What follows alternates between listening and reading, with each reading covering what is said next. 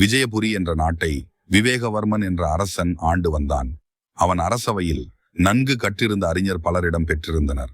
அரசன் ஒரு நாள் அந்த அறிஞர்களை பார்த்து, அறிஞர் பெருமக்களே, வாழ்க்கையில் மிகவும் மதிப்பு வாய்ந்த பொருள் எது என்று கேட்டான். இந்த கேள்வியை கேட்டதும் முதல் அறிஞர் எழுந்தார். வாழ்க்கையில் மிகவும் மதிப்பு வாய்ந்த பொருள் உயிர்தான். உயிர் இல்லை என்றால் நம் வாழ்க்கையில் ஒன்றும் அனுபவிக்க முடியாது என்றான். பின்னர் இரண்டாவது அறிஞர் எழுந்து, மன்னா, வாழ்க்கையில் மிகவும் மதிப்பு வாய்ந்தது அறிவுதான். அறிவில்லாமல் எந்த ஒரு செயலையும் சிறப்பாக செய்ய முடியாது என்றும் சமுதாயத்தில் மதிப்பு மிக்கவராக வாழ முடியாது என்றும் பதிலளித்தார். மூன்றாவது அறிஞர் எழுந்தார்.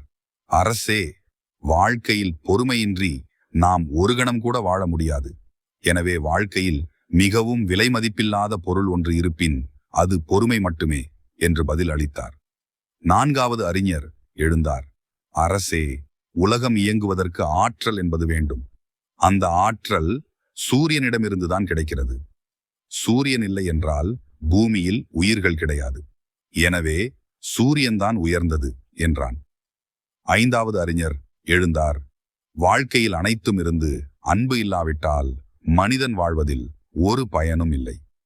எனவே அன்புதான் மிக மதிப்பு வாய்ந்தது என்றார். இறுதியாக ஓர் அறிஞர் எழுந்து, அரசே, காலம்தான் அனைத்தையும் விட மிக மிக மதிப்பு வாய்ந்த பொருள். நமக்கு காலம் இல்லையானால் உயிர் இருந்து என்ன பயன்? அறிவை பயன்படுத்த நமக்கு நேரம் ஏது? பொறுமையாக இருக்க ஏது அவகாசம்? சூரியனை பயன்படுத்த ஏது காலம்? அன்பு காட்ட ஏது வாய்ப்பு?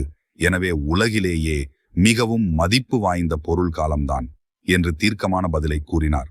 ஆகவே அதனை வீணாக்காமல் நம்முடைய ஆக்க பணிகளுக்கு எந்தெந்த வகையிலெல்லாம் அதனை பயன்படுத்தி கொள்ள முடியுமோ அந்தந்த வகையில் எல்லாம் பயன்படுத்தி கொள்ள வேண்டும் என்றார். அரசர் மிகவும் வியந்து போய் அனைத்து அறிஞர்களின் கருத்துகளும் ஏற்புடையதாக இருந்தாலும் இறுதியாக பேசிய அறிஞரின் கருத்து அத்தனை கருத்துகளின் அடிப்படைக்கு காரணமான காலமே இச்சமயத்தில் ஏற்புடையது என்று கூறி அந்த ஆறாவது அறிஞர் கூறிய கருத்தை தான் மட்டும் பாராட்டியதோடு அல்லாமல் அனைவரையும் ஏற்றுக்கொள்ளும் வகையில் அழகாக எடுத்து கூறினார். மேலும் அந்த அறிஞரை பாராட்டி சிறப்பு செய்வதோடு அல்லாமல் அவரை தனது அமைச்சராக நியமித்து கௌரவப்படுத்தினார். மற்ற 5 அறிஞர்களும் அரசரின் செயலை பாராட்டி மகிழ்ந்தனர். நீதி, காலம்தான் இவ்வுலகிலே விலை மதிக்க முடியாத பொருள். காலத்தை தவறவிட்டவர்கள் வாழ்க்கையில் முன்னேற முடியாது. எனவே இளமையிலே நன்கு கற்க வேண்டும்.